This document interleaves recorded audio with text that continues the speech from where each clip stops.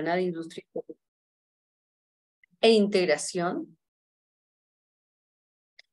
con el patrocinio de Tivit, Banco Pichincha y Peña Mancero Abogados. La Cámara Colombo-Ecuatoriana es un gremio, lleva cerca de 40 años sirviéndole a todos los empresarios en el país que quieren desarrollar negocios con nuestro vecino país, Ecuador. Y a su vez, a los empresarios ecuatorianos que quieren desarrollar negocios con Colombia.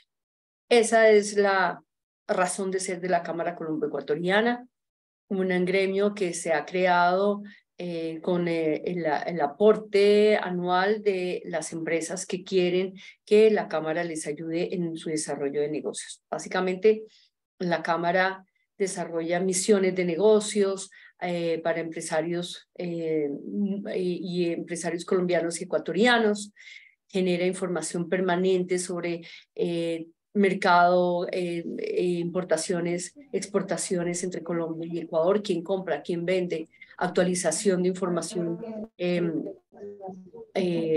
normativa, ayuda a los empresarios a crear empresas y en ese acompañamiento para crear empresas tanto en Colombia como en Ecuador, gracias también a los afiliados que tenemos de oficinas de abogados en los cuales depositamos en las mejores manos el desarrollo de nuestros empresarios.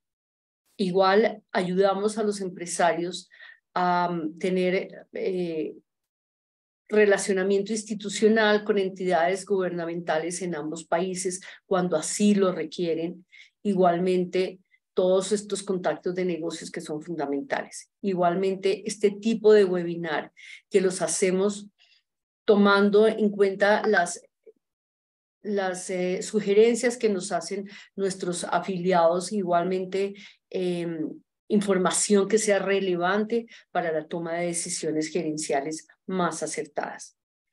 Estamos entonces, nuestro webinar de hoy, el webinar de ciberseguridad, es un tema que a todos nos está afectando. En algún momento pensamos que eso era un tema de otros, pero hoy en día hay muchas empresas en Colombia que están siendo afectadas por el hackeo de su información, lo cual es muy, muy grave porque es el desarrollo mismo de la empresa. Entonces, generalmente nos pasa que cuando enfrentamos situaciones como estas, no sabemos por dónde empezar ni qué hacer. Esa es la razón de este webinar, ayudarnos a ver cuáles son las mejores rutas, cuáles son las implicaciones y qué debemos hacer para que esto minimizar este riesgo. Hoy nos acompaña Germán Rodríguez, presidente ejecutivo del Banco Pichincha. Él es profesional en finanzas con magíster en administración y anteriormente se desempeñó como el vicepresidente financiero del Banco BBVA Colombia, entre otras muchas posiciones en una trayectoria muy reconocida en el sector financiero y bancario en Colombia. Pablo García, líder de ciberseguridad en Tivit, que es una empresa afiliada también a la Cámara, dedicada al desarrollo de tecnología. Tiene 15 años de experiencia en estrategia y operaciones de seguridad. Ha participado en la planeación y operación de soluciones en diferentes sectores de la economía. Y Daniel Peña, socio fundador de Peña Mancero Abogados, director del Grupo de Investigación en Comercio Electrónico de la Universidad Externado, árbitro de la Cámara de Comercio de Bogotá, un reconocidísimo abogado en temas marcarios y últimamente, hace algunos años, se ha especializado en todos estos temas de Internet y ciberseguridad. La estructura de nuestro webinar de hoy, empezamos con el señor Germán Rodríguez, que nos va a hacer como una apertura sobre cuáles son las implicaciones y qué es lo que debemos tener en cuenta como empresas a la hora de tener nuestros sistemas de seguridad. Continuamos con Pablo García y finalmente lo que son las implicaciones jurídicas y los caminos que tenemos jurídicos para este tema por parte de Daniel Peña. Bienvenidos a todos, muchas gracias y espero que este webinar sea de todo su interés, importancia. Les informo igualmente que va a estar colgado en la página de la página web de la Cámara de Comercio Colombo-Ecuatoriana, así que podrán revisarlo en cualquier momento cuando ustedes necesiten tener alguna información adicional o reafirmar algún conocimiento que se tenga en este webinar. Mil gracias a todos y continuamos. Les dejo entonces con Germán Rodríguez, presidente ejecutivo del Banco Pichincha. Muchas gracias, Oliva, y muchas gracias también a todo el equipo de la Cámara de Comercio Colombo-Ecuatoriana por esta invitación. Un saludo a todas las personas que están participando hoy en el webinar. Después vamos a hablar de un tema, como dice Oliva, muy importante y que recientemente pues está siendo está bastante de moda por los ataques que están sufriendo diferentes empresas y que lo llevan a uno a reflexionar, tanto como persona natural, como empresa, como usuario, eh, de qué acciones debería tomar para mitigar esos riesgos en un mundo que cada día es más digital, ¿no? Entonces, tengo aquí una presentación muy cortica que voy a proyectar, si aquí esto me lo permite, que yo creo que ya la estamos viendo. Y, eh, y quería arrancar desde la banca un poco, que es el negocio en el cual en Banco Pichincha estamos. Eh, y es que seguridad es igual a banca. Eh, por lo tanto, la ciberseguridad nace de casi que del deber ser de un banco al estar en un mundo cada vez más digitalizado. Si recordamos, hace muchos años, pues los bancos surgen es justamente para dar seguridad a, a los activos y posteriormente al papel moneda que tenían las personas y que permite tener una labor también positiva en la economía de transmisión de esos flujos de efectivo de donde sobran a donde hacen falta, ¿no?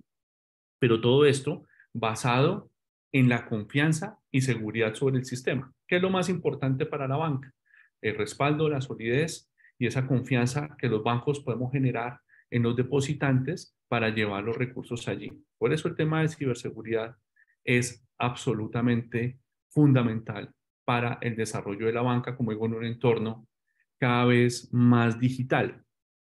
Y ese entorno digital, y lo pongo aquí en la foto, se refleja también en un entorno de oficinas y un entorno de relacionamiento mucho más, muy diferente, donde tal vez pasamos de un entorno plenamente transaccional a un entorno absolutamente de asesoría, de asesoramiento, donde el peso de de la transaccionalidad es cada vez inferior, ¿no? Entonces, eh, eso es la oficina que tenemos nosotros en Madrid. Ya también tenemos una oficina aquí en Bogotá de Pibank, donde se refleja un poco esa manera de ver la banca.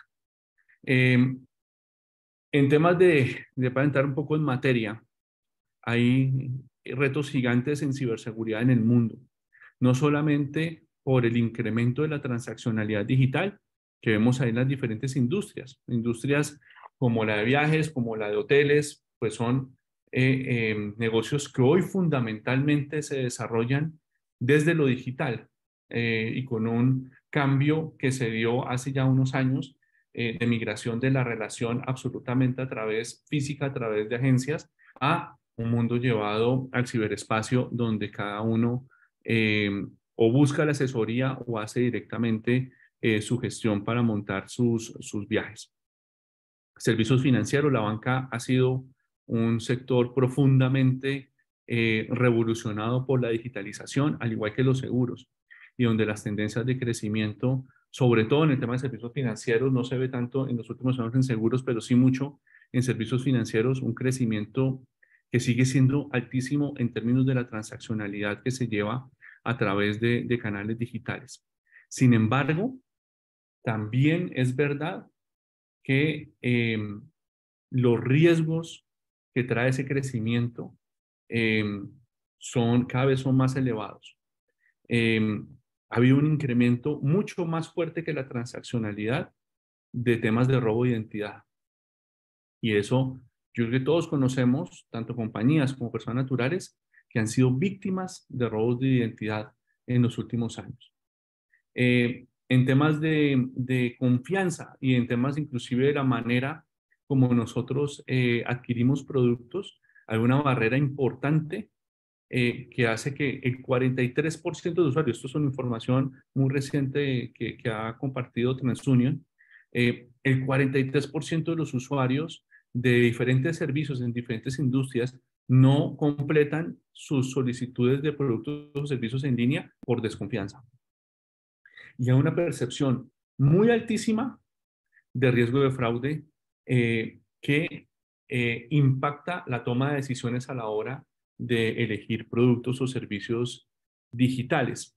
Entonces, es un mundo donde viene un crecimiento muy fuerte del uso de medios digitales, pero con miedos, riesgos que eventualmente se materializan también en ese crecimiento acelerado. En ese sentido, tenemos unas tendencias que, además, digamos, de este crecimiento de la transaccionalidad, son muy evidentes y que dicen que esto va a seguir creciendo, porque el fraude, como lo dice allí en la diapositiva, aumenta en la medida que aumenta la actividad.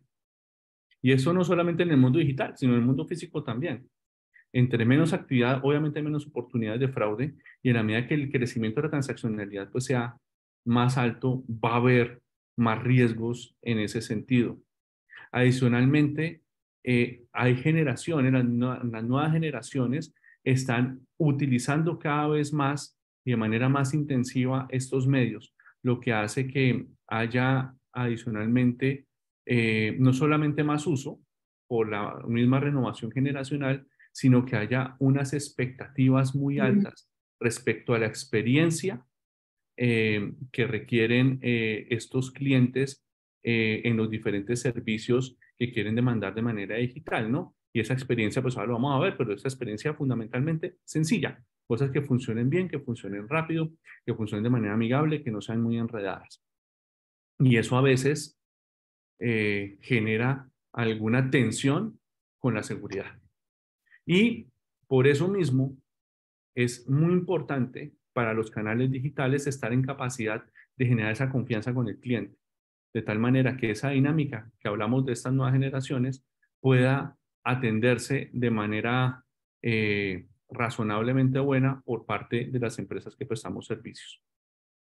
Y por eso estas tendencias generan tensiones, y por eso hablo yo de que es un atributo que genera sentimientos encontrados, ¿no?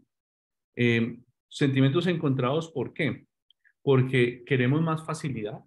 Entonces, más de 2/3 de los clientes están, por ejemplo, en el tema bancario, interesados en aplicaciones o entornos que unifique todo, que les simplifique toda su gestión financiera. No obstante, más del 25% de los clientes son conscientes que hay riesgos importantes y que han sido víctimas de un intento de hacking sobre sus datos. Entonces, eso genera miedo.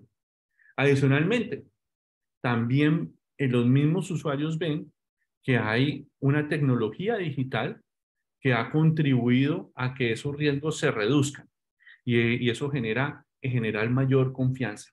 ¿Eso qué genera? Que los bancos, y no solo los bancos, todas las industrias, estemos en el negocio de invertir de manera creciente para generar ese entorno de confianza sobre las transacciones digitales y y resolver un poco de mejor manera estos sentimientos encontrados que nos genera la digitalidad.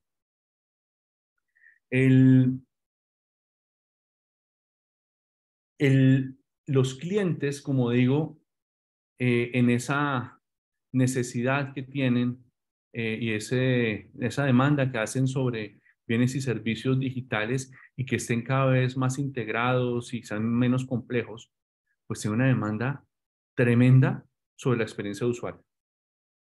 Una experiencia de usuario que sea muy sencilla.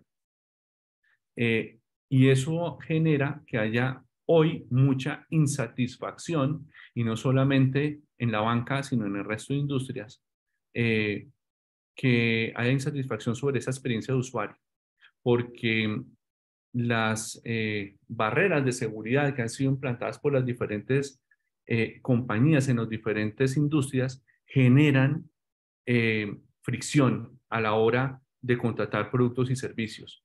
Y adicionalmente, los clientes, como dice allí, sienten que no hay una personalización suficiente a la hora de escuchar sus necesidades individuales en esos entornos.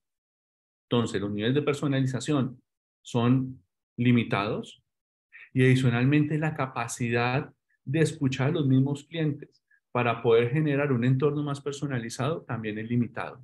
¿Por qué? Porque la banca digital ha ido también atado de una tendencia de eficiencia. Entonces, lo que se busca es evitar a toda costa que haya un contacto personal, y eso genera una tensión muy importante, no solamente por temas de seguridad, sino también por temas de eficiencia, y la menor presión sobre menores diferenciales de negocio en todas las industrias. Y eso lo siente de manera muy personal cada cliente.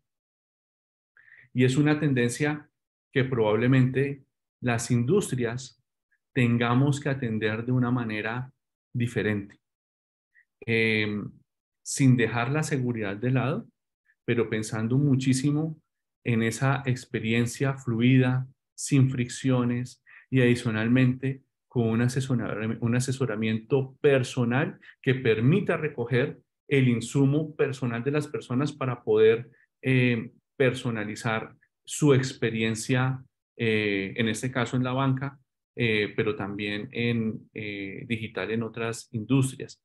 Por eso es increíble lo importante que viene a ser esto. Estamos hablando que la mayoría de los clientes priorizan la facilidad sobre cualquier otro tema, el registro digital. Eh, Más importancia a la facilidad en inicio de gestión de autenticación que cualquier otra cosa.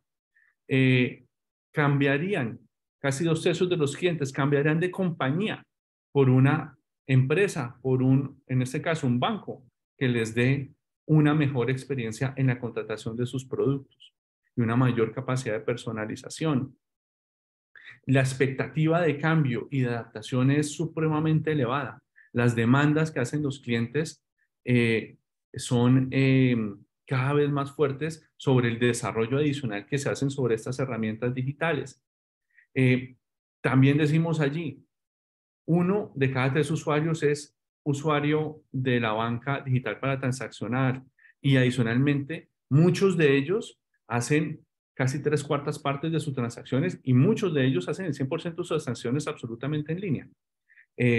Por lo tanto, este tema de la fluidez, de la facilidad de movernos en un entorno digital es fundamental, y obviamente genera tensiones con la seguridad.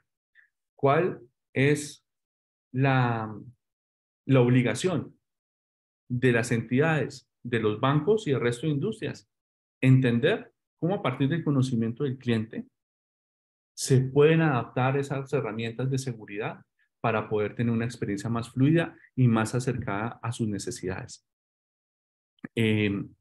Aquí hay mucha información que están entregando los clientes en las diferentes industrias, y en el caso del banco, pues información muy rica que permite sin duda, no solamente a través del análisis, sino también a través del mismo contacto personal, pues poder adaptar esa experiencia a las necesidades de los clientes.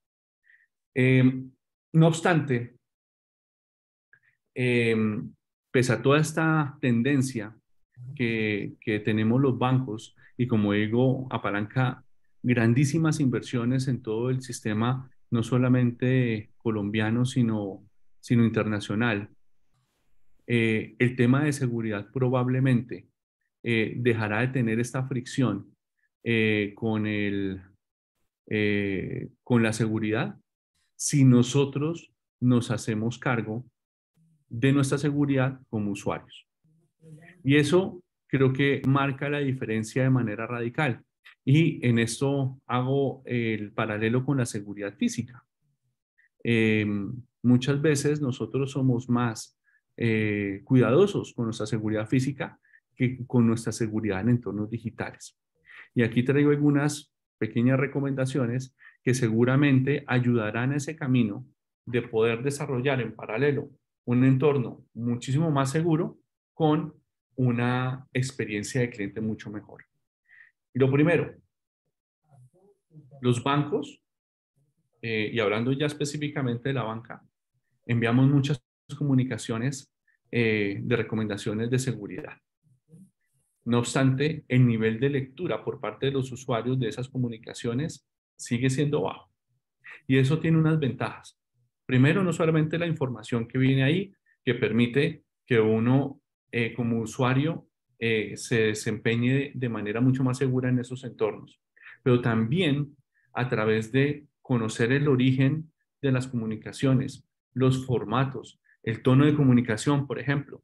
Si el banco se comunica con sus clientes en primera persona y los comunicados de fraude llegan en tercera persona, pues uno dice, esto no suena muy raro.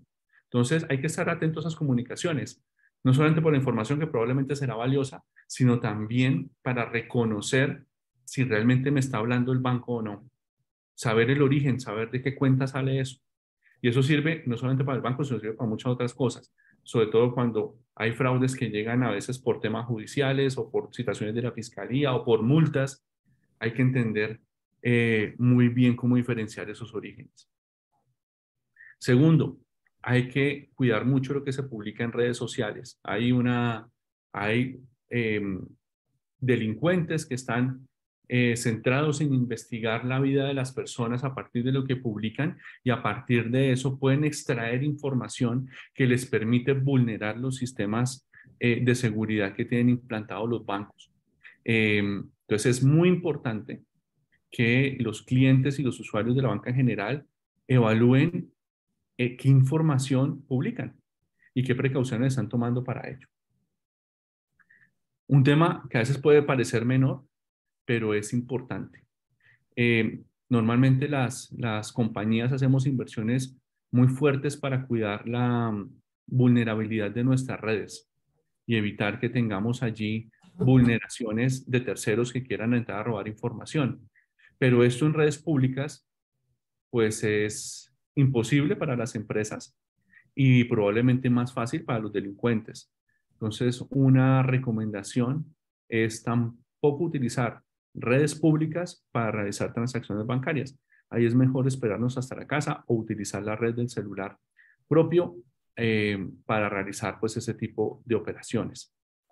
Un tema también que ha estado súper de moda, que hay muchísimos casos en los cuales los mismos usuarios descargamos en nuestros equipos las aplicaciones que dan la entrada a los delincuentes o cedemos información que después puede terminar vendida a delincuentes.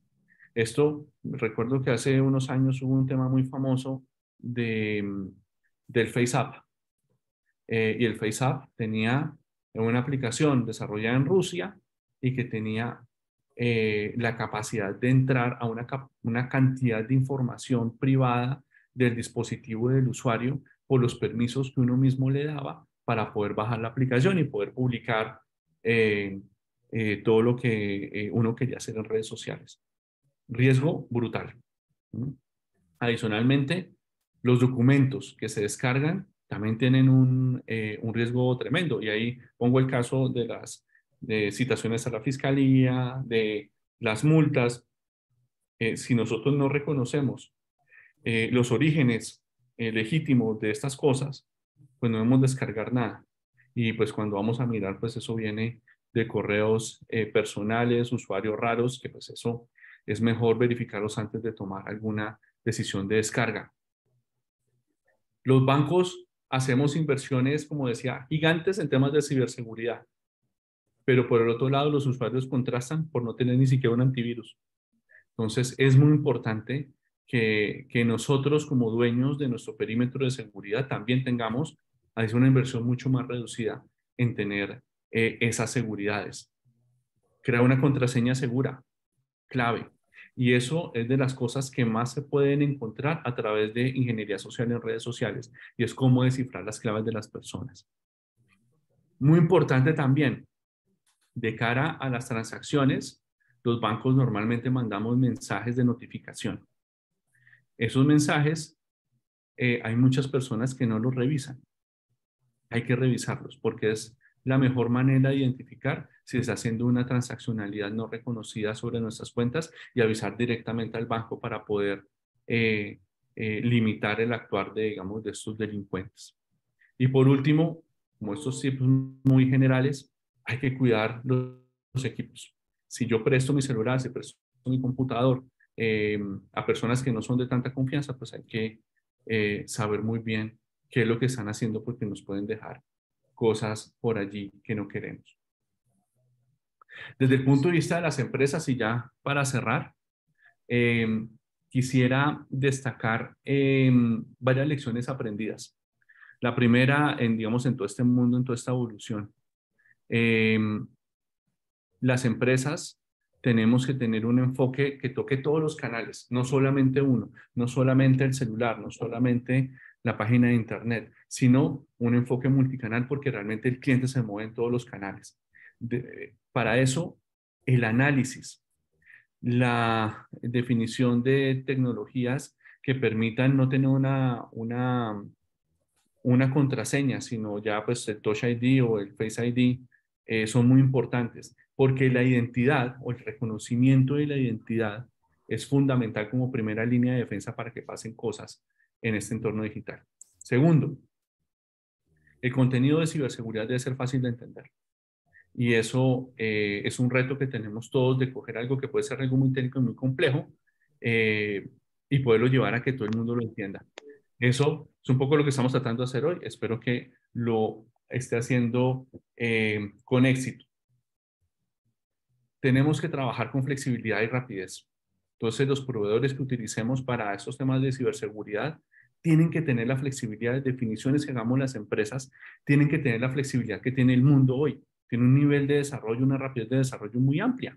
Por lo tanto, no podemos ir por soluciones que sean fijas, sean muy pesadas, porque de lo contrario nos vamos a quedar por detrás. Es muy importante que ese fraude que eventualmente se materializa se lleve a la conciencia de los equipos que gestionan los productos y los servicios, de tal manera que vean cómo en sus cuentas de resultados impacta el fraude, porque esa es una motivación para poder diseñar desde el inicio de la creación de los productos con altos niveles de seguridad. Lo que comentaba al principio, hay que construir confianza y la confianza se construye con conocimiento y ese conocimiento se construye de una relación permanente con los clientes. Por lo tanto, la orientación de ciberseguridad y banca digital tienen que ir de la mano de un conocimiento muy profundo del cliente, sea personalizado, sea a través de una persona o a través de la información. Como comentaba, hay cambios que se dan muy rápido. Y en ese sentido, hay que adoptar un programa de ciberseguridad que incluya al usuario y en línea con estos tips que he dado. Las empresas, no solamente los bancos, tenemos que ser absolutamente partners de nuestros clientes en el desarrollo de un entorno más seguro. Y por eso es la única manera de estar a tiempo. No puede tener la mejor tecnología, puede tener los mejores proveedores, puede hacer las grandes inversiones, pero si no trabajamos las empresas de la mano con nuestros clientes usuarios, va a ser imposible cerrar esas brechas lo más rápido posible. Y hay beneficios que traen estas inversiones, porque a veces desde el punto de vista financiero se hace mucho challenge de que son inversiones demasiado grandes y que a veces es difícil ver materializado en la cuenta de resultados estos beneficios. Una recomendación desde la banca hacia otras compañías es que esos beneficios existen y, y hay que alinearlos en general dentro de la estrategia. Cuando uno lleva estas cosas a las cuentas de resultados, se tiene esa visión de lo que impacta un fraude, tanto en la relación con los clientes como en mantener los clientes mismos dentro de la compañía, ese retorno muy claro. Por lo tanto, tiene que estar involucrado en todo el modelo de negocio en general. Y bueno, yo he tratado de no alargarme mucho, dejar estas ideas para discusión posteriormente en el panel y nuevamente a Oliva y todo el equipo de la Cámara, pues un agradecimiento especial por haberme invitado. Hermana, a usted muchas gracias por aceptar esta invitación. Sabemos que su tiempo es muy limitado y que en medio de miles de ocupaciones está dándonos este tiempo tan valioso. Gracias por la información que nos ha dado. Creo importante si podemos tener algunas preguntas al final de las charlas o preferiría si le hacen preguntas ahora, Germán. Al final. Ok, perfecto, vale. Entonces seguimos con Pablo, por favor. Bueno, buenos días a todos. Mil gracias a todos los que están conectados. Mil gracias a la Cámara de Colombo Ecuatoriana, a Oliva, a Germán, a Daniel. Hoy vengo a hablarles un poco de ciberseguridad. Permítanme, voy subiendo la presentación. Germán, tú me podrías... mil gracias. Ok. Creo que acá ya están viendo la presentación. Bueno, entrando un poquito ya en calor y hablando un poco de la seguridad y complementando lo que hablaba Germán, hoy en día el panorama de la ciberseguridad en todo el mundo, porque es un tema que atañe a todas las organizaciones y a todas las personas, está un poco, llamémoslo, inseguro y muy movido.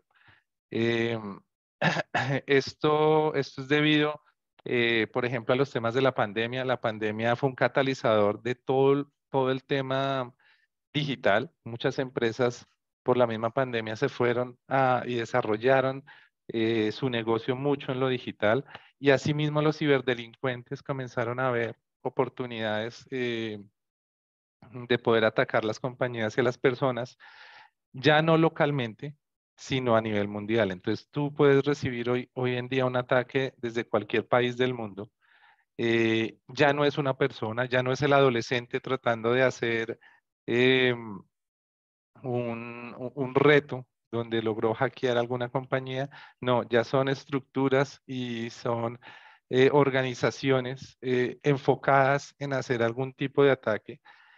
Uno a veces cree que es una organización de pronto la que me atacó, pero no, hay especialidades inclusive en todos estos temas de la ciberdelincuencia, donde algunos grupos se especializan en capturar datos, solo en el enfoque, como lo hablaba Germán, de por ejemplo estar revisando las redes sociales, estar revisando las fugas de información que hay de las diferentes compañías, e ir captando toda esa información para después venderla en la dark web, donde digamos, lo venden al mejor postor.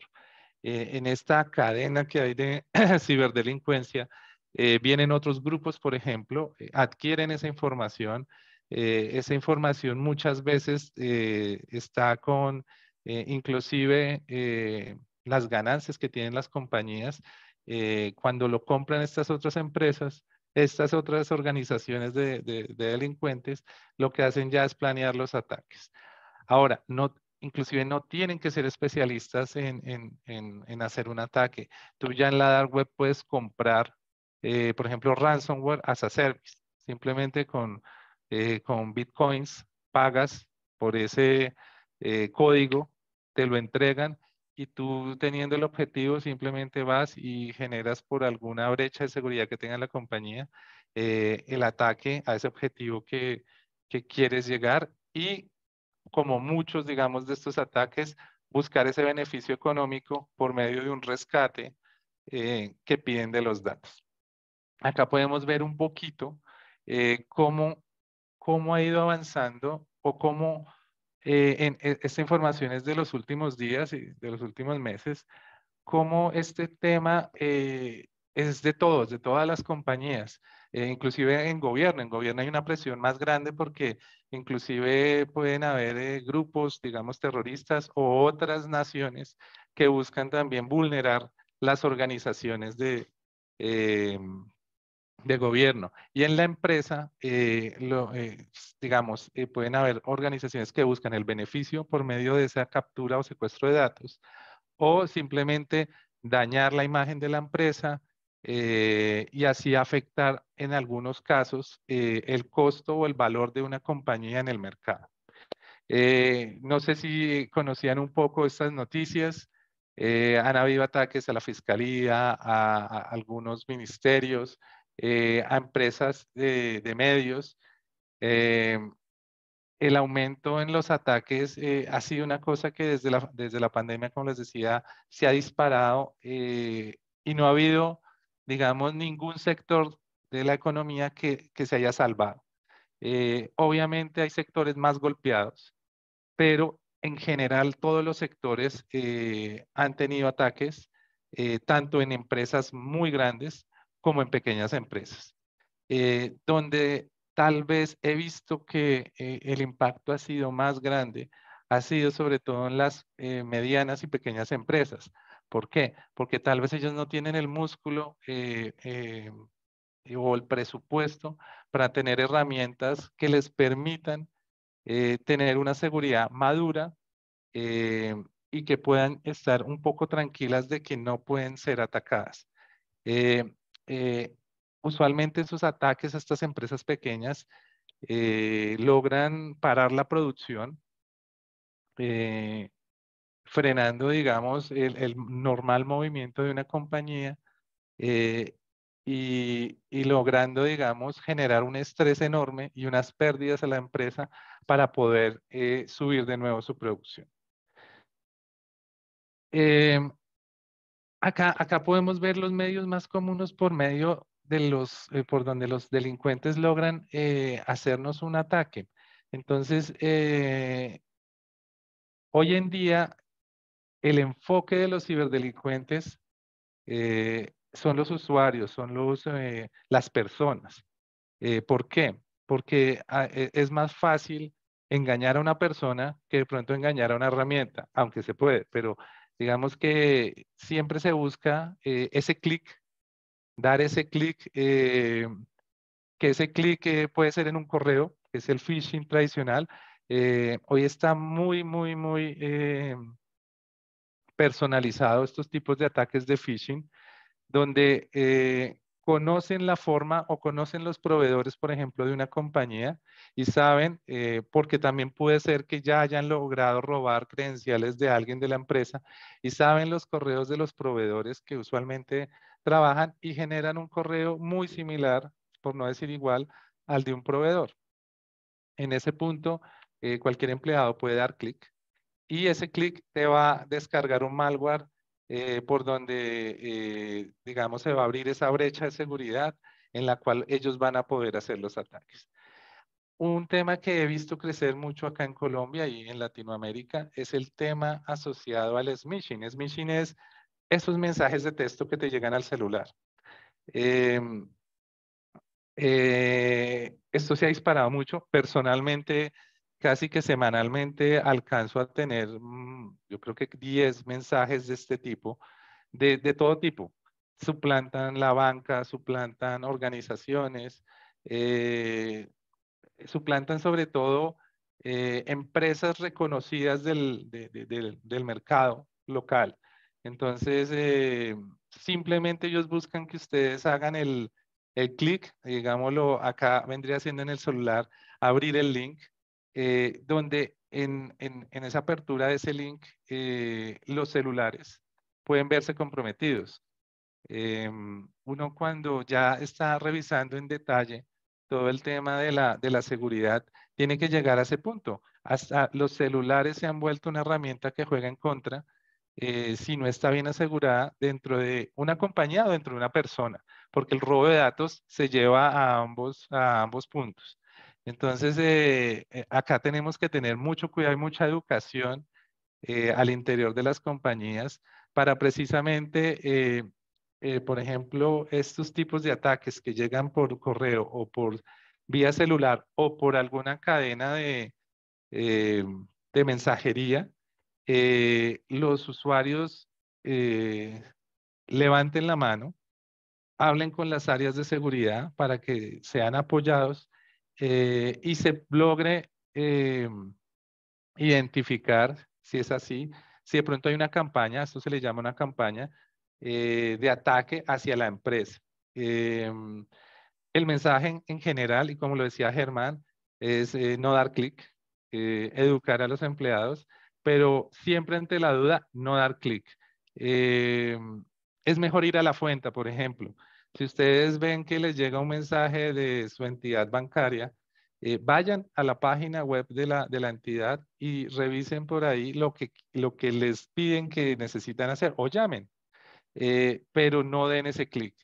Igualmente con alguna suplantación de algún proveedor, siempre ustedes sean los que inicien la comunicación, ya sea por web, correo o los canales que tenga la empresa, pero no por ese mensaje que ustedes ven que tal vez es sospechoso.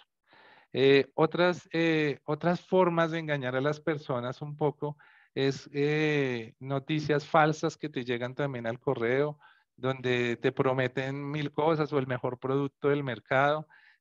También buscan, como siempre, que tú abras algo, suscripciones gratuitas y todo el tema de compras online. Hay que mirarlo con lupa. Hago un ejemplo. Muchas veces uno se inscribe a las plataformas de compras en línea y uno nunca debería inscribirse con el correo, por ejemplo, de la compañía.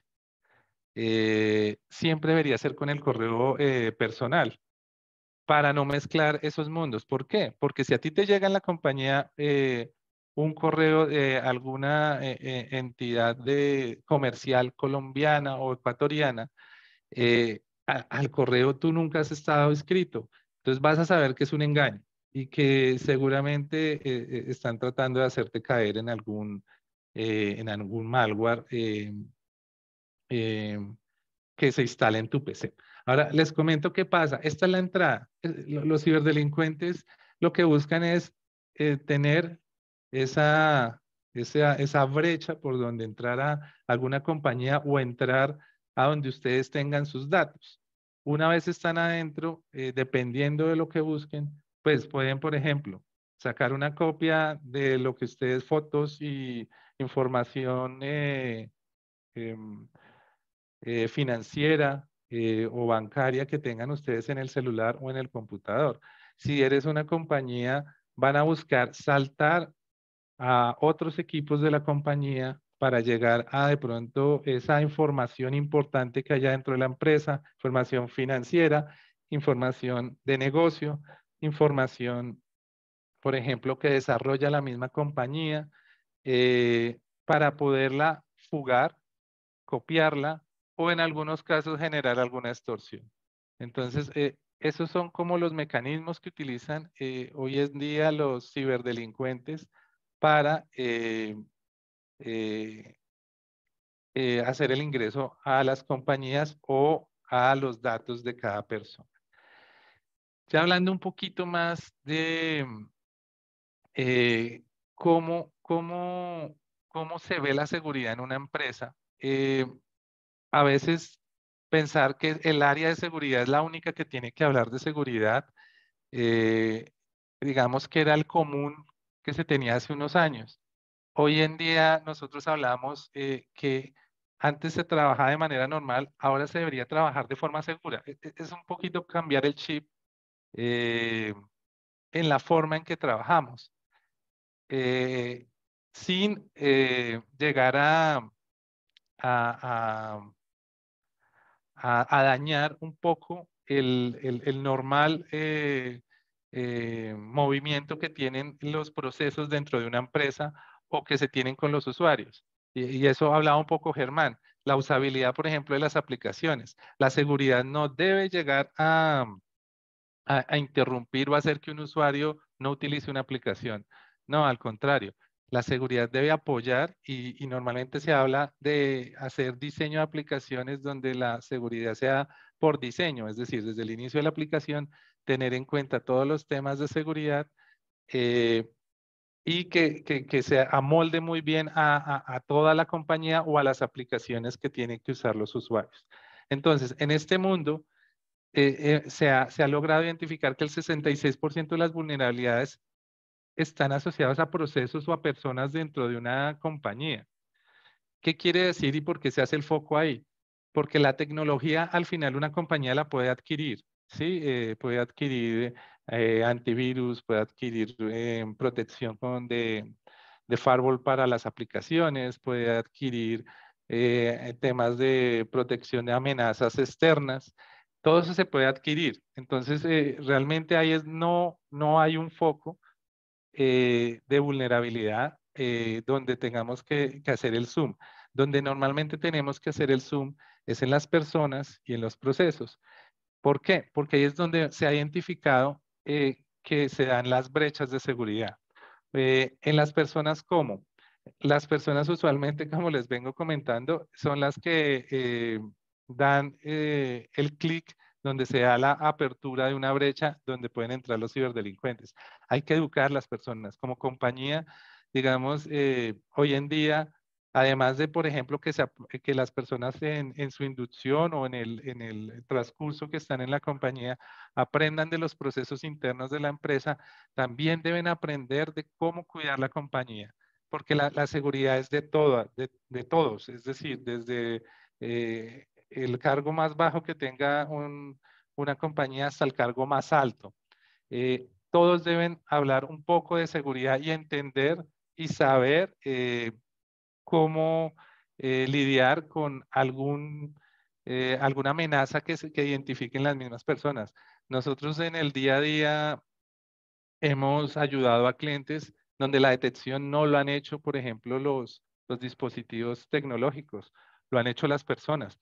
Han visto correos que llegan sospechosos y levantan la mano, llaman al área de seguridad y dicen, venga, tengo un correo que tal vez yo no lo he pedido o lo veo raro o la redacción está muy extraña. En ese punto, digamos, las personas se vuelven un aliado para la empresa y se logran identificar brechas y se logran cerrar brechas. Otro tema son los procesos. Una compañía, así sea pequeña, tiene procesos. En esos procesos lo que se debe hacer es incluir la seguridad. Es decir, por ejemplo, si estamos hablando en tecnología, usualmente tenemos la administración de los servidores de cualquier sistema operativo o de los portátiles e inclusive de los celulares. En esos procesos de administración hay que tener, por ejemplo, procesos de parchado periódico de la infraestructura para que la mayoría de brechas que se han encontrado en estos últimos años han sido por el no parchado de muchas infraestructuras. Entonces, los delincuentes logran encontrar vulnerabilidades y explotan esa vulnerabilidad eh, para poder ingresar. Otro tema, por ejemplo, que he visto que ha tomado mucho vuelo es el tema de la migración a la nube. Las compañías han optado por dejar el data center de tierra a la nube y hay una creencia que en la nube todo es seguro. Realmente, y digámoslo, yo lo tomo así, la nube es un data center simplemente en otra compañía que me automatizó muchas tareas. En esa automatización logró que algunas brechas de seguridad que habían anteriormente en los servidores se mejoraran, pero también me trajo nuevas brechas de seguridad. Entonces, en las nubes también yo tengo que montar dispositivos de seguridad, así como lo hacía en el data center, y que esos procesos que se generan ahora en la nueva nube también estén acompañados de la seguridad. En este punto hemos visto ataques donde tratan de secuestrar la nube, es decir, hoy en día el usuario o la identidad de un administrador, que deben ser pocos, los administradores totales de una nube, si logra ser vulnerada, un atacante puede llegar a tomar control de toda la nube de una compañía. Entonces ahí viene el tema, por ejemplo, de la protección de esos usuarios. Y el enfoque que ha tomado por el teletrabajo y todas las nuevas tecnologías, la seguridad es proteger a ese empleado y la conexión que hace con la compañía desde los dispositivos que tienen. Usualmente ya está muy maduro el tema de la seguridad en la infraestructura que está en el data center o digamos la maduración que se está haciendo ahorita en la nube. Pero ese empleado que está con su portátil en la casa o está de viaje, está en un hotel o en un aeropuerto, es la entrada a la compañía, porque usualmente manejan VPNs que dan el acceso a mucha infraestructura que hay dentro de la empresa. Entonces, ahorita la seguridad también se está enfocando mucho en ese usuario final, en que ese dispositivo, por ejemplo, el usuario no sea usuario administrador, tenga, además de antivirus, soluciones que se llaman EDR, que van más allá y encuentran por comportamiento posibles ataques o malwares que hayan en la máquina que los antivirus tradicionales no logran detectar. Eh, toda esa protección a la identidad nos ayuda a blindar también nuestra infraestructura dentro de las compañías. Bueno, acá un poquito viene una pregunta. ¿Ustedes conocen cuál es el nivel de riesgo cibernético que tiene su compañía? ¿Han hecho un ejercicio? ¿Se han sentado de pronto con la persona de TI o con la persona de seguridad a revisar qué es lo más importante en mi compañía? Y basado en eso que es importante, ¿cómo lo estoy resguardando? ¿Cómo lo estoy cuidando? No sé, es la producción. Si la producción de mi empresa se para, pues paro toda la facturación de la empresa. Entonces, eso es lo más importante hoy en día. ¿Cómo lo estoy resguardando? ¿Qué riesgos tengo hoy en día en seguridad que me ayuden a que esa producción no pare por un ataque que me vayan a hacer? Eh, y cuando, digamos, tú llevas el nivel de riesgo o ya tienes unos controles muy maduros dentro de la compañía, los diferentes frameworks de seguridad te hacen la pregunta. Si te hacen el ataque, porque usualmente uno ya contempla esos escenarios de ataque, ya sabes cómo vas a responder a ese ataque. Es decir, si me atacan la cadena de producción, yo ya tengo un plan para poder subir rápidamente toda esa cadena de producción que llevo en la compañía. Esos son los temas que a medida, digamos, que se identifican los riesgos cibernéticos de la empresa, los riesgos de seguridad, se generan controles que te ayudan a proteger eso que tú quieres cuidar dentro de la empresa. Dentro de esos controles, no necesariamente son herramientas tecnológicas, pueden ser procesos que se hagan de manera segura. Eso va a ayudar a cada vez crear, y ya lo vamos a ver ahorita más adelante, niveles de capas de protección para que si alguna capa es vulnerada, haya otro control que logre frenar, digamos, un ataque que de pronto ya ha iniciado. Bueno, acá un poquito hablando de la estrategia dentro de la compañía. Una estrategia de ciberseguridad hoy en día normalmente va a mediano o a largo plazo. ¿Qué quiere decir eso? Usualmente cuando ya nos sentamos y usualmente esto se hace con las altas gerencias y con una persona de la compañía que está viendo todo el enfoque de seguridad, se hace un plan que normalmente puede durar de 1 año, 3 años o 5 años, donde van a haber todos unos proyectos para poder hacer una mejora a todos esos controles que yo tengo en ciberseguridad. Ahora, con toda con todo lo rápido que va hoy en día la tecnología,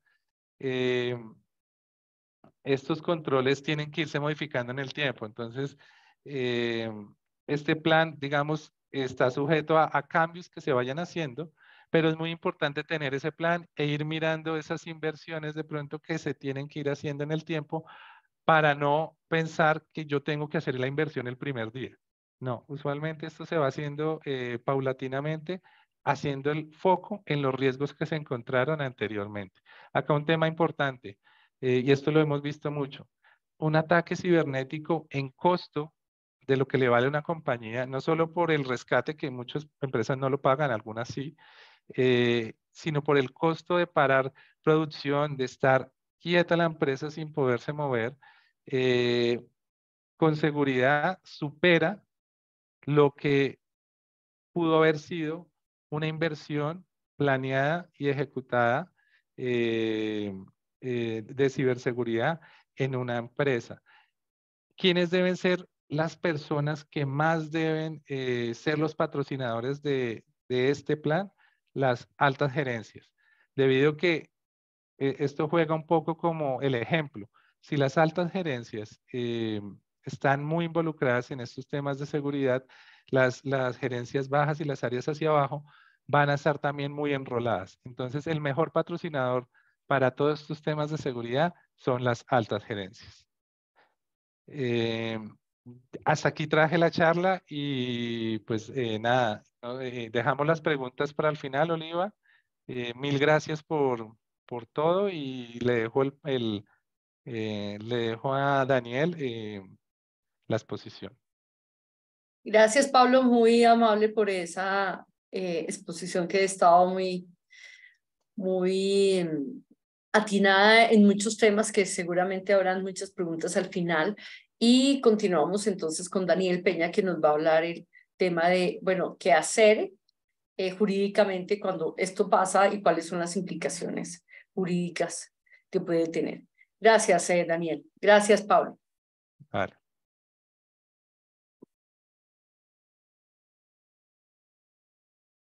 Buenos días, Oliva. Buenos días a todos los participantes. Es un gusto trabajar esta mañana con Germán y con Pablo en este panel y obviamente reiterar nuestro agradecimiento a la Cámara Colombo-Ecuatoriana por reunirnos en este escenario empresarial tan importante.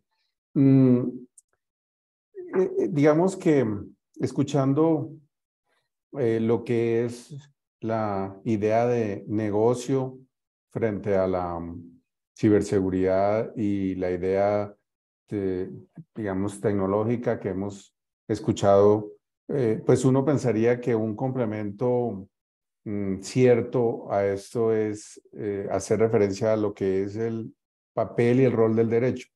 Por eso vamos a hacer referencia precisamente a los aspectos legales de los incidentes o los ataques informáticos. En primer lugar, presentar a ustedes la agenda. La agenda tiene una visión holística del incidente, mirar qué y cómo vamos a integrar el derecho con las otras áreas y ver tres aspectos específicos. Uno, conciencia y prevención. Dos, la radiografía y mitigación de los efectos. Y finalmente, hacer referencia a sanciones y perjuicios y a unas conclusiones. Con esto lo que trato es de dar una visión, sobre todo práctica, de cómo el derecho enfrenta ya la realidad de un ataque o de un incidente informático. Mucho se ha dicho y yo creo que esto corresponde a la realidad que más que no tener ataques o no experimentar un incidente informático, lo que hacen las empresas es tratar de que ocurra lo más tarde posible, tratar de que no sean ellas, las entidades o sea, las empresas los primeros blancos, porque al final, tarde o temprano, de una u otra medida, en una u otra intensidad, todas las empresas, todas las entidades desafortunadamente tienen algún incidente y obviamente hay que tratar de que además esto tenga los menores efectos posibles. ¿Qué hemos aprendido en el derecho de los ataques y de los incidentes informáticos y de su manejo? Uno, que esto ha obligado al derecho a dialogar de manera interdisciplinaria. Es decir, aquí estamos hablando de un tema en el cual se mezcla el derecho, pero el derecho tiene que aprender a dialogar en otro lenguaje, en otras maneras de lenguaje, con el tema de tecnología, con la estrategia, con la manera precisamente como las empresas y las entidades han empezado a entender que esto debe ser abordado de una manera de distintas áreas, de distintas disciplinas y distintos encargados. Entonces, el abogado tiene que aprender cuando hay un ataque a entender que aquí hay una cantidad de áreas involucradas dentro de una entidad, una empresa, y que todos tienen algo que decir y hay que aprender también a escuchar mucho lo que ocurrió, cómo ocurrió y la visión que cada una de ellas tiene. Segundo, en el derecho hemos aprendido que esta es un área a su vez interdisciplinaria. Aquí, como veremos de manera muy descriptiva, aquí está el derecho privado, el derecho contractual, el derecho de responsabilidad, el derecho regulatorio, el derecho penal. Es decir, esto exige una visión multidisciplinaria. Cuando estamos hablando de entidades que tienen equipos legales, el equipo legal, o mejor, el grupo que se debe integrar para manejar la respuesta a un incidente es un grupo que debe, dentro de lo posible, involucrar a las distintas áreas de ese equipo legal. Las distintas visiones son muy importantes.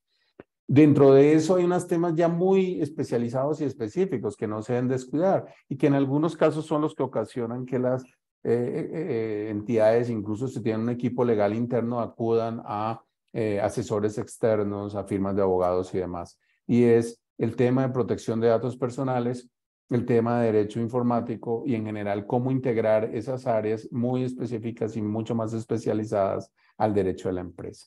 Entonces, aquí hay una visión holística, integral, donde debe haber desde las distintas perspectivas una visión de equipo. ¿Qué hemos aprendido desde el punto de vista legal de lo que es un incidente? Pues un incidente es muchas cosas. Un incidente es un atentado, ¿cierto? Es algo que afecta, es algo sorpresivo, digamos, por más que haya una cantidad de formas de prevención, en el momento en que ocurre, ocasiona un trauma, es un cambio, una modificación, hay un ataque. Esto no es una situación normal, digamos, es una situación que implica algo de afectación, una contingencia, ¿cierto? Si lo miramos ya de una perspectiva mucho más de seguros, mucho más de aseguramiento, mucho más de temas contables. Es una intrusión en muchas ocasiones, ¿cierto? Es un robo, es una extorsión, es un delito, normalmente. Aquí hay unas actividades delictuales, sea que sea crimen organizado, ya normalmente lo es, ya normalmente no es un tema, no estamos hablando normalmente de ataques que tenían como objeto vulneración, hacking ético. No, estamos hablando normalmente de crimen organizado. Y estamos hablando también desde el punto de vista jurídico, una cosa importante, un perjuicio. Aquí hay un perjuicio por la lesión de un interés, ¿cierto? Aquí hay una afectación que normalmente se va a dar por el hecho de que hay una vulneración, una exposición, por ejemplo, de datos, independientemente de que eso pueda ocasionar ya una explotación o un uso ilegal del dato. Entonces, fíjense la multiplicidad de cosas que provienen no solo del mundo jurídico, pero que a los abogados nos implica una cantidad de disquisiciones que tratan en cada una de ellas de tener algún grado de como bajarlo a tierra, ¿cierto? Decir, bueno, si es un delito me va a tocar tomar unas acciones, si hubo un perjuicio me va a tocar tener en cuenta esto. Y eso, fíjense que repercute en algo que le hemos escuchado a Germán y Pablo, es el involucramiento, la capacidad que tiene un atentado, un incidente digital de esta magnitud, cualquiera que ella sea, que tenga una exposición de información, de involucrar, por ejemplo, a los directivos, ¿cierto? A las personas que tienen la capacidad de tomar decisiones.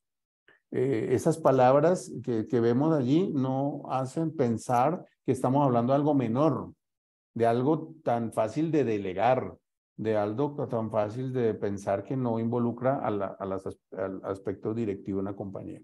Entonces el aspecto directivo tiene que dar un ejemplo, pero es que también tiene responsabilidad, ¿cierto? También estamos hablando, ahí hay el eco de, oiga, pero es que nosotros los administradores de una entidad, de una compañía, tenemos un grado de responsabilidad, de diligencia, de actuar frente a un hecho que afecta de manera evidente a una entidad, a una compañía.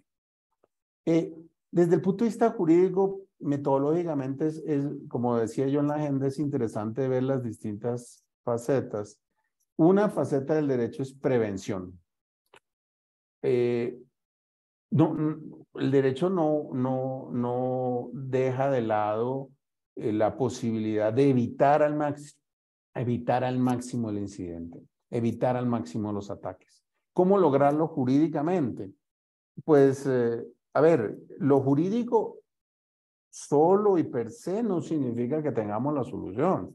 Ya hemos escuchado temas técnicos, temas organizacionales, temas conductuales, todo eso unido a... Pero fíjense que el derecho tiene algo que decir en prevención. Uno es políticas de protección y seguridad de la información. Las entidades, hoy en día una entidad que no tenga una política de protección, de seguridad de información, de seguridad digital, es una entidad que está dejando, una empresa que está dejando de lado un aspecto fundamental de la forma de hacer negocios.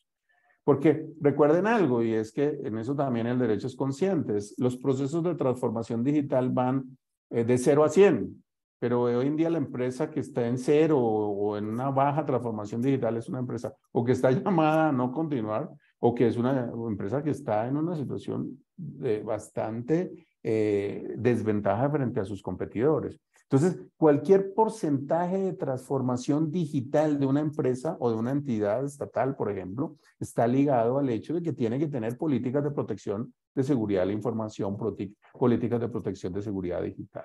Estas políticas nos darían para una charla completa, pero acá lo que quiero dejar es que tienen que estar de acuerdo a, uno, al nivel de transformación digital, que está en proceso de transformación, proceso de seguramente de crecimiento de esa transformación digital, al tipo de sector, al tipo de negocio, al tipo de riesgos, a la valoración que se hace de cómo esa política debe estar ajustada a la empresa o entidad. Con eso lo que estoy diciendo, y algunos podrán captarlo de manera evidente, es que cuando hace uno una política de seguridad de la información debe evitar aquello de la copia y del plagio y de decir, salir del paso y decir, no, ya tenemos una política. ¿Cómo? ¿De dónde la sacó? ¿Cómo la hizo? ¿Cómo la construyó? No, pues la copiamos de allí, la bajamos de internet de alguien y ya tenemos una política. Dentro de la política de seguridad de la información debe haber o al lado o como un capítulo o si es necesario por el tipo de empresa una política de protección de datos, sobre todo si estamos hablando de datos personales. Por las características que tienen esos datos personales, por su regulación legal, por los efectos que tiene en caso de que el ataque afecte a los datos personales. Es decir, hay una connotación específica que me permite afirmar que debe haber una forma distinta, complementaria y especial de abordar la información cuando estamos hablando de datos personales. Otra forma de prevenir, que a veces tampoco las compañías lo toman en cuenta, el tema de los contratos laborales. ¿A qué me estoy refiriendo con esto? Al hecho de que dentro de un área empresarial, pues hay una cantidad de cosas que aconsejamos, promocionar, capacitar, pero fíjense que la real forma de establecer una obligación laboral en cuanto a ciberseguridad es pensar en cláusulas específicas de ciberseguridad en esos contratos. No solo en los laborales, sino también en los de prestación de servicios, en los general donde hay una vinculación de una persona a una empresa, donde se establezca en esa cláusula los deberes, las obligaciones, las sanciones, qué significa realmente el alcance de la ciberseguridad para que sea cumplido por los empleados y relacionados con la FE. Otros temas de prevención, el tema de cláusulas de ciberseguridad parecidas a las que tenemos o las que planteo en tema de los contratos laborales a nivel de los proveedores tecnológicos. Muchas ocasiones las empresas tienen proveedores tecnológicos que son muy tradicionales, relaciones que datan de una época muy anterior a esta problemática y cumplen el estándar de ser un buen contrato para efectos de los tiempos normales. Es que no estamos viviendo tiempos normales ni los vamos a volver a vivir. Entonces es muy importante que se haga una revaloración, una evaluación de cómo está la forma en que se entiende la ciberseguridad con los proveedores tecnológicos que tiene una empresa o una entidad. Porque allí hay que ver exactamente cuál es el nivel de compromiso en los deberes en todo, fíjense, en lo que hemos escuchado, por ejemplo, en infraestructura. ¿Qué infraestructura tiene usted? Eso no es un tema simplemente oiga, yo quisiera saber, no, eso es importante que quede dentro de la formalidad de la relación contractual. Y finalmente ayuda mucho, y lo hemos hecho con éxito en los casos concretos, es hacer un plan que implique capacitación y entrenamiento en los empleados sobre cuáles son las consecuencias internas para una entidad y una compañía a nivel de ciberseguridad desde el punto de vista jurídico.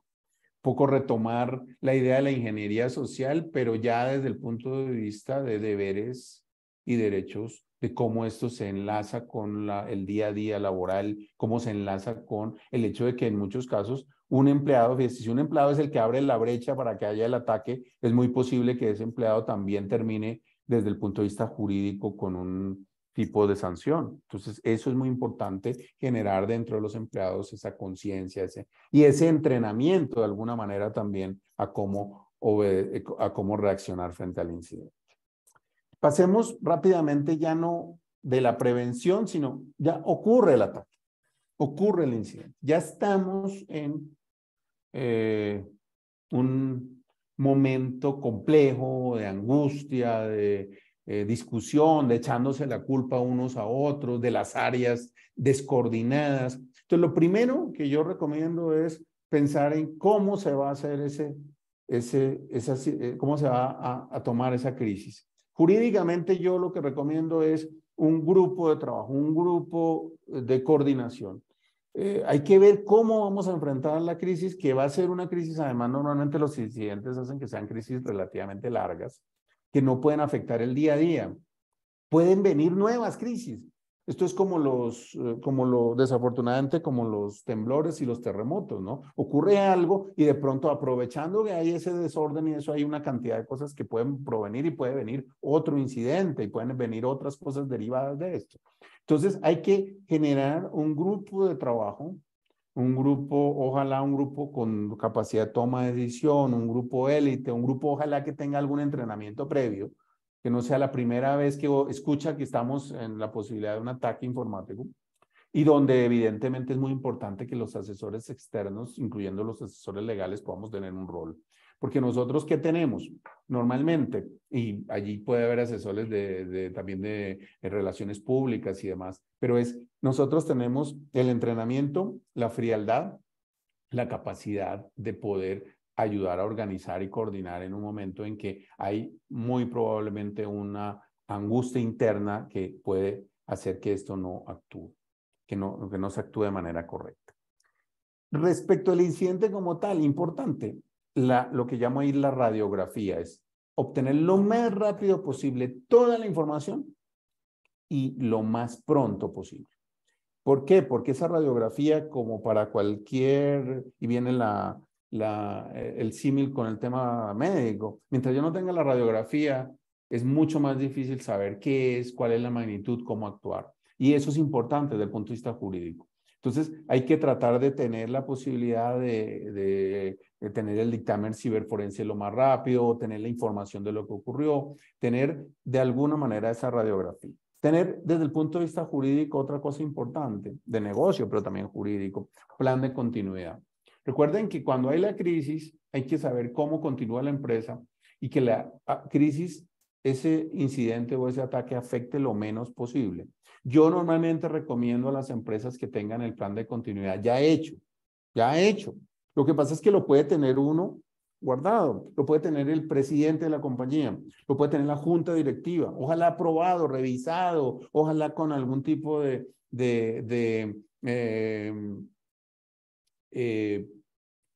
posiblemente alguna utilización de él, ¿cierto? De manera previa, un esquema y también una posibilidad de haberlo puesto en práctica en una o dos áreas, pero ojalá que sea algo que pueda de una manera rápida ponerse, ¿cierto?, en funcionamiento.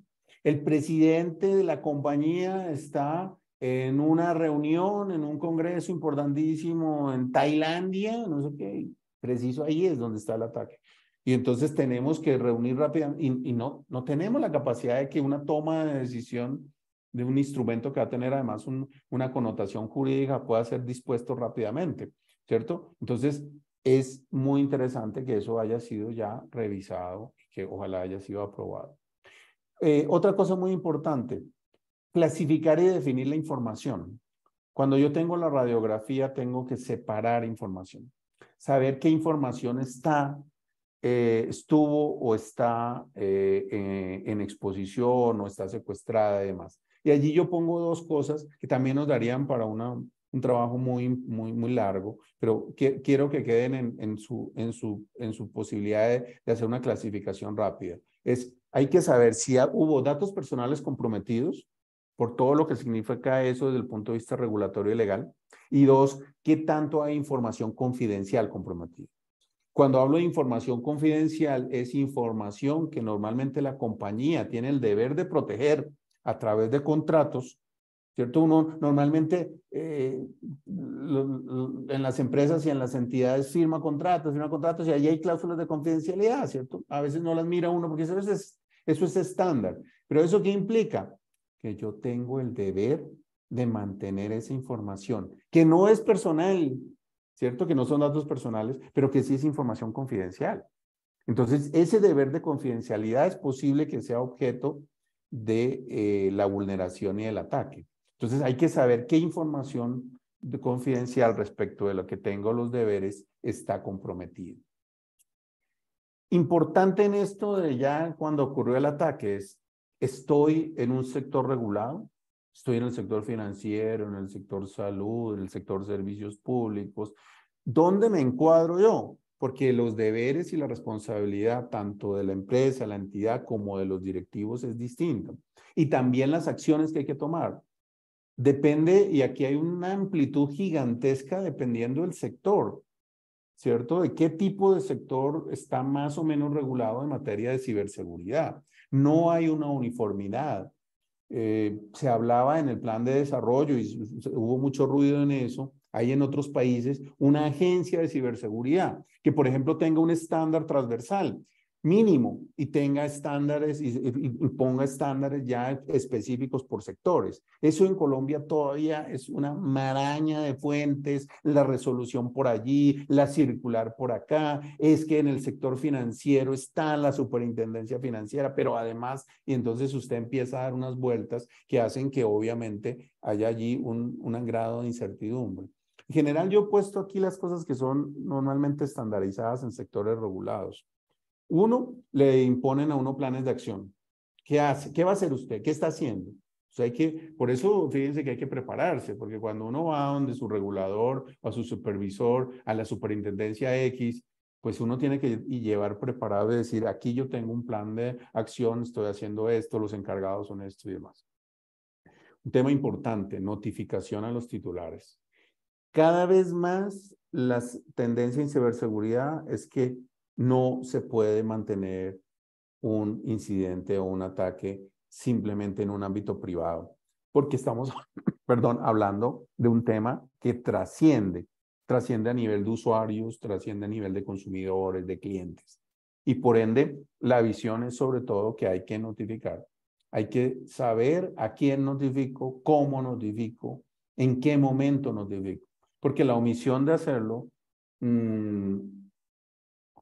puede implicar sanciones y puede implicar incluso la responsabilidad de los administradores. Entonces, en eso hay que tener un cuidado especial y en eso hay que tener la idea de que, fíjense, allí hay una consecuencia jurídica evidente. Normalmente el incidente Ya para tranquilidad de Oliva, yo ya estoy terminando. Sé que tenía un tiempo y permítame ya hacer unas puntualizaciones finales. El incidente normalmente causa un daño y eso es un tema importante desde el punto de vista jurídico, porque cada vez más hay la tendencia a decir quién causó el daño, cómo se causó, cuál es la forma de entender esa cuantificación. Y en muchos casos, y allí lo dejo simplemente también como una vía jurídica, hay algo que los abogados denominamos los daños extrapatrimoniales, que son muy importantes en los ataques porque tienen que ver con la reputación de las entidades y el buen nombre.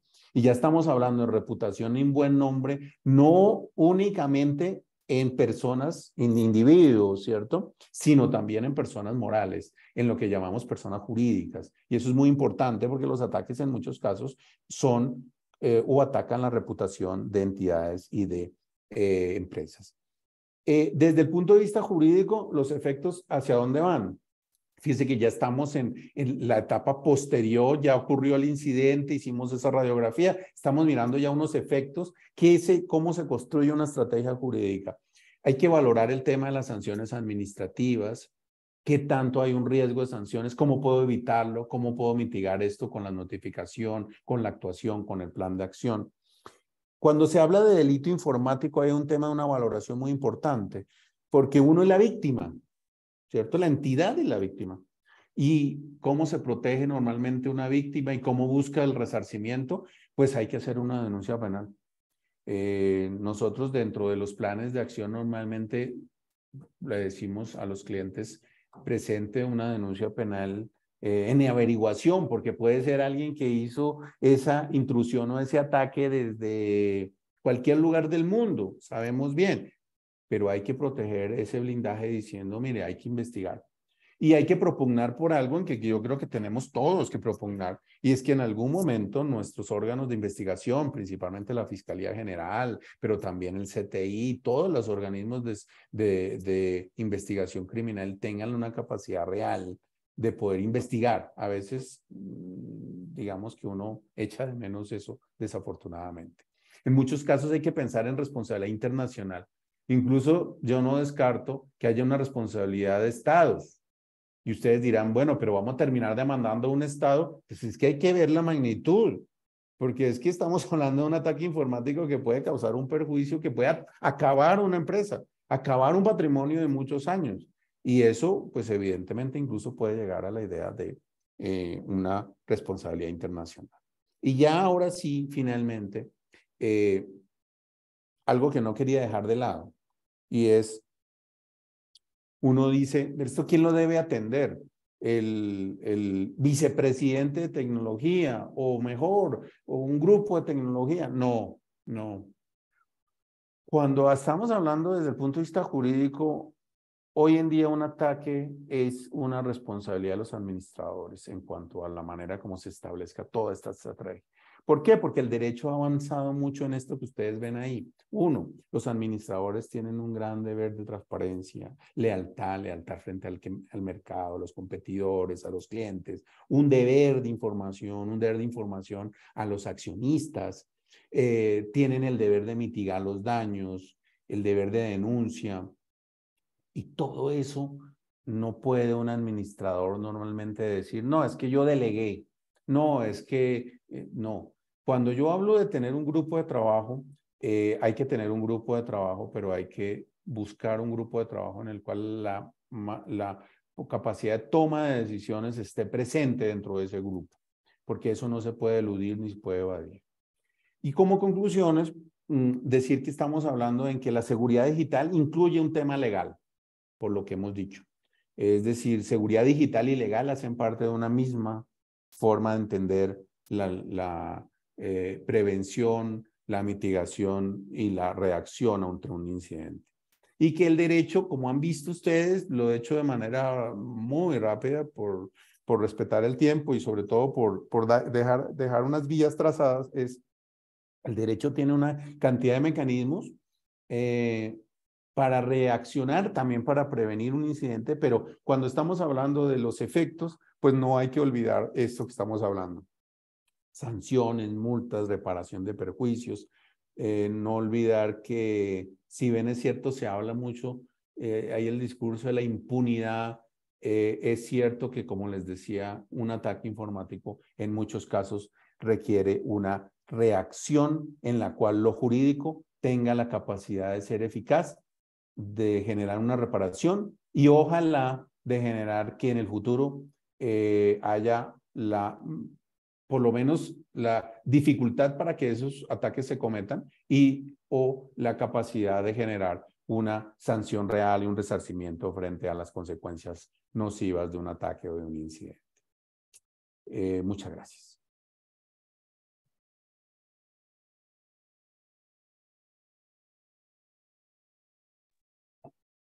Daniel, muchas gracias por su presentación, muy importante. Creo que aterriza en muchos aspectos que hay que tener en cuenta, porque pues obviamente un ataque de ciberseguridad para nuestras empresas también implica una responsabilidad de nosotros y una preocupación que puede generar de probables multas, sanciones, toda la afectación que se le genera a los terceros.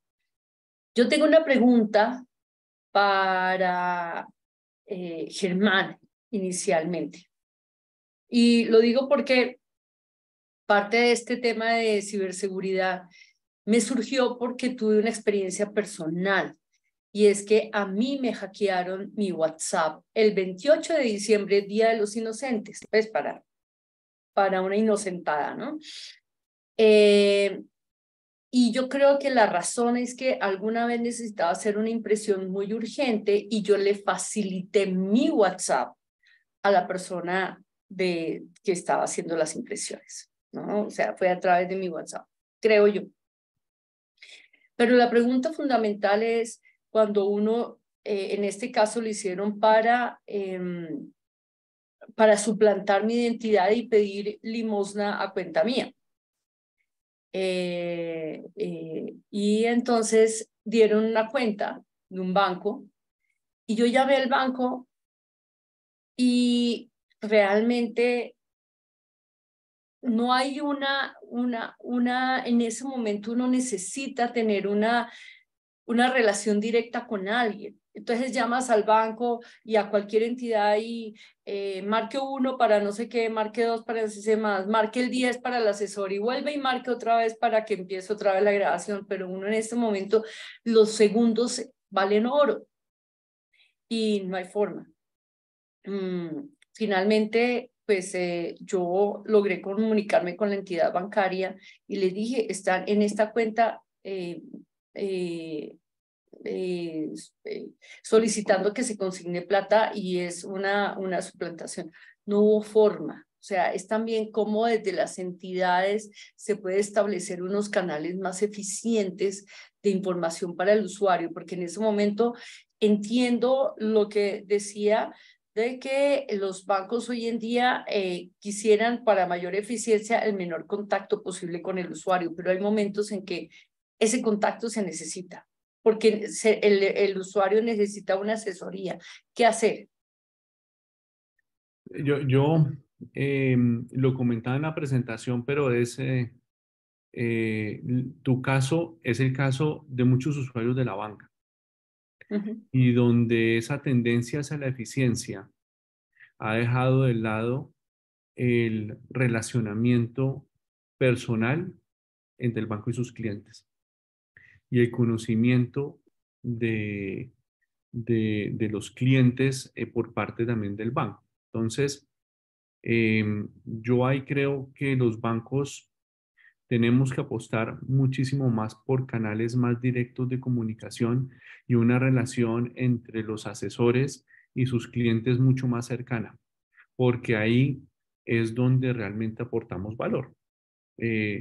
Yo lo comento mucho con el equipo del banco y es que nosotros probablemente aportamos muy poco valor moviendo papeles de un lado para el otro, resolviendo temas transaccionales, pero sí aportamos muchísimo en la asesoría de acompañamiento de nuestros clientes o en estos sucesos o en el crecimiento financiero de nuestros clientes, tanto personas naturales como jurídicas.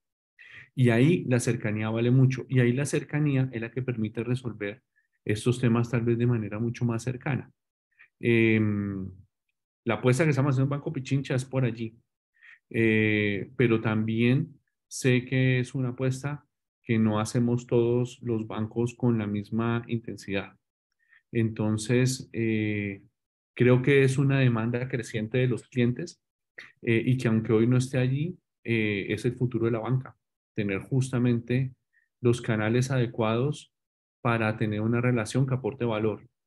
Y eso es un mix adecuado entre lo que es banca digital y la asesoría personalizada que podemos dar. Entonces ese mix va a ir evolucionando, pero creo que va a ser cada vez más en beneficio de la asesoría del cliente. Y en el caso de Banco Pichincha, pues sí que estamos yendo en ese camino de manera acelerada. Para todos nuestros participantes, si alguno tiene alguna pregunta que hacer, bienvenidos, hágala a través del chat y nosotros estaremos prestos a poderla dirimir. Tengo una pregunta también para Pablo y bueno, sí, sobre todo para Pablo. Hoy en día, cuando uno viaja, pues obviamente uno utiliza mucho el Wi-Fi y hay otro tema y es que uno normalmente deja el Bluetooth abierto. ¿Qué consejo le da a las personas en relación al tema del uso del Wi-Fi, del Bluetooth, ese tipo de sistemas que tienen nuestros aparatos inteligentes y que pueden ser vulnerables? ¿Qué pasa con eso? ¿O es un mito? No, realmente no, no es un mito. Inclusive, mira, te cuento, hace, no sé, una semana, tal vez dos, en Estados Unidos se encontró que los cargadores en los aeropuertos, donde tú vas y cargas un momento porque estás esperando que salga el avión, ya los hackers habían logrado insertar código para que cuando tú conectes el celular te puedan inyectar un malware. Entonces, realmente el uso de infraestructura pública, lamentablemente, por ejemplo, todo el tema que son aeropuertos, hoteles y demás de infraestructura donde se mueve mucha gente, es muy utilizado para poder vulnerar los equipos. Ustedes saben, los celulares al final es un computador que también tiene vulnerabilidades y que cuando le pide a uno, y eso hay que tenerlo muy en cuenta, que actualizar el sistema, hay que actualizarlo, porque realmente lo que te está diciendo el fabricante es, encontré una brecha y necesito que lo actualices para que esa brecha se cierre. Entonces, un consejo que les daría para sus celulares es ténganlos actualizados a la última versión que les permita el equipo. Eso minimiza el riesgo de que puedan utilizar una vulnerabilidad del equipo para poder entrar y pues ellos toman control del equipo, ahí pueden leer tus mensajes, pueden jalar información, la que sea. Entonces, realmente no es un mito, si es un tema de precaución de la gente, y un poco como lo decía Germán, las entidades y las empresas hacen un esfuerzo enorme para asegurarse, pero hay que mirar toda la cadena. Entonces, todo arranca también en el usuario. Y nosotros como usuarios, así como por ejemplo cuando uno va al banco físicamente y cuida y si va a sacar dinero, toma las precauciones necesarias para que no le roben ese dinero, asimismo, digamos que los datos son el dinero hoy en día. Entonces, ellos van por eso y hay que tomar todas las precauciones. Si el equipo permite utilizar antivirus, ponerle el antivirus. Y en las aplicaciones, muchas veces hay componentes de seguridad. Activar esos componentes que no tienen un valor adicional, pero sí te van a cuidar mucho de que no te puedan hacer un robo de datos o de identidad. Ok. Hay una pregunta de Paula Sierra, dice, ¿consideran que es necesario establecer legislativamente unas obligaciones en ciberseguridad para entidades que se consideren infraestructura crítica? Y yo quisiera que pues en eso nos contestara Germán, bueno, los tres, cada uno desde su perspectiva. Pues mira, yo me adelanto un poquito. Sé que por medio de un SECOP las fuerzas militares, ellos nos reunieron porque ellos reunieron a muchas entidades, a muchos sectores de la economía y comenzaron a hacer como una coordinación para identificar las infraestructuras críticas colombianas y basado en esa clasificación comenzar a tomar medidas o coordinar medidas con los diferentes actores del país. Digamos que esos esfuerzos los he visto, pero no quiere decir que sean suficientes. Yo creo que se requiere un esfuerzo adicional. No sé, Germán, tú cómo has visto este tema. Yo creo que específicamente los bancos, y pues ahí yo creo que también Daniel tiene bastante que opinar por ser su campo de expertise, pero tenemos un marco regulatorio más exigente en estos temas que tal vez el resto de industrias. Eh, Creo que lo que debe primar, más que una regulación estática en términos de ciberseguridad para infraestructura, porque eso hoy la hacemos y mañana es obsoleta. Probablemente donde tenemos que seguir evolucionando y donde el país ya ha venido avanzando en esa línea es en la protección e información hacia el consumidor, que motive, ¿cierto? Que los bancos y las empresas en general estemos a la vanguardia de la ciberseguridad en función de la criticidad de la protección tanto de datos como de recursos, como de información de nuestros clientes, proveedores, en general, ¿no? Y yo creo que ahí es donde viene evolucionando, creo que de manera positiva la legislación, pero pues es un tema que no es mi campo de expertise. Ahí sí le cedo más bien la palabra a Daniel. Gracias, Germán, pero no, yo creo que tanto Pablo como Germán nos daban una visión, digamos, anticipatoria de la respuesta jurídica. Yo la respuesta jurídica la daría muy rápidamente en dos o tres sentidos. Uno, en el tema de que el concepto de infraestructura crítica es un tema que se ha discutido mucho a nivel europeo y los Estados Unidos principalmente. Aquí ha habido ciertos trabajos de la CRC iniciales, pero esto choca con algo muy interesante y es que cada vez más en esta economía digital y en esta sociedad de la información y en este momento de transformación digital tan profundo, es bien difícil poder clasificar qué es infraestructura crítica y qué no. Entonces, lo primero y lo que normalmente es infraestructura crítica recae sobre todo en las telcos, en los operadores de Internet, en los proveedores de servicios de Internet, en las redes sociales, todo lo que es sector telco, incluyendo sector digital, obviamente. Pero lo que plantea Germán es el resultado de las discusiones no solo en Colombia, sino en todas partes del mundo. Es cómo al lado del sector telco yo empiezo a pensar en que infraestructura crítica hoy en día también pueden ser, sin duda, todo el tema financiero, ¿cierto? Entonces, por eso en el tema financiero, por ejemplo, en Colombia, hay unas circulares específicas, unos deberes que además diferencian al sector financiero de una cantidad de otros sectores que en mi opinión eso también que genera un desequilibrio que hoy en día no es justificado, porque en buena parte de otros sectores, y yo hablaba por ejemplo del sector salud, el sector servicios públicos y otros sectores, esos sectores hoy en día que son absolutamente críticos dentro de su evolución digital. Entonces, los europeos, por ejemplo, han planteado la idea de asociar los índices de transformación digital de un sector a las necesidades regulatorias. Fíjense, no es ni siquiera la importancia del sector, sino es en qué tanto ha avanzado un sector en transformación digital para que se impongan allí regulaciones. Un tema que es importante en todas partes del mundo es hasta dónde el Estado está en capacidad de regular los temas de seguridad digital. ¿Conoce lo suficiente? ¿Tiene las herramientas para hacerlo? Eso se discute mucho.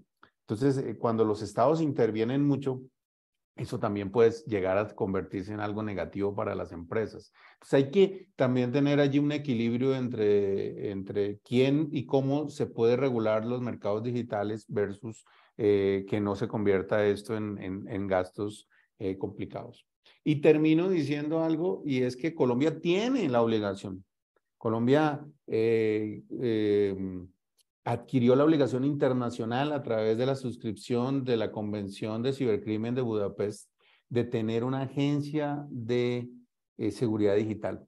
Entonces, lo que se estaba planteando en el plan de desarrollo no es una invención de este gobierno.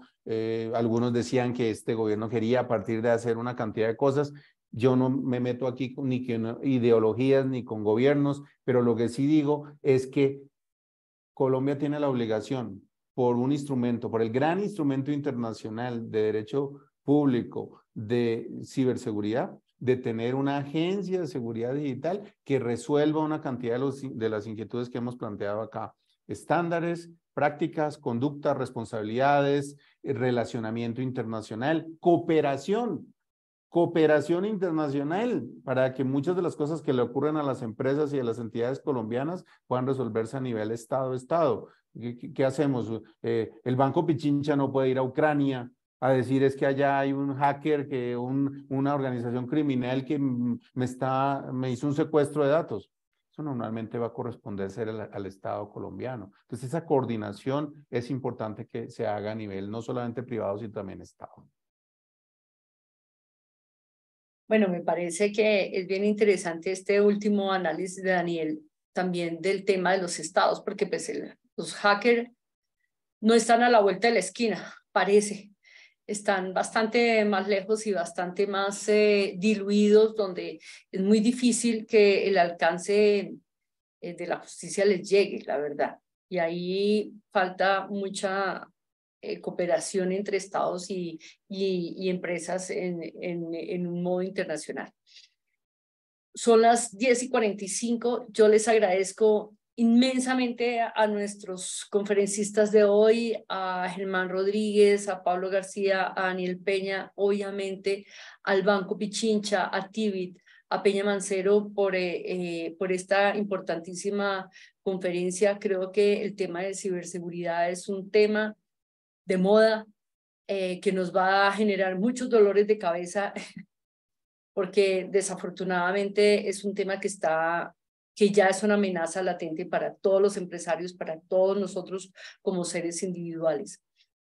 Así que toda la conclusión importante de esta conferencia es la seguridad también radica y parte desde nosotros mismos, desde la seguridad que nosotros generemos en nuestra propia información. Mil gracias a todos, muchas gracias a nuestros participantes, a los asistentes que estuvieron siguiéndonos este webinar y como les dije, estará colgado en la página web de la Cámara Colombo-Ecuatoriana. Mil gracias a todos ustedes, que estén bien. Hasta luego. Gracias. Hasta luego. Hasta luego.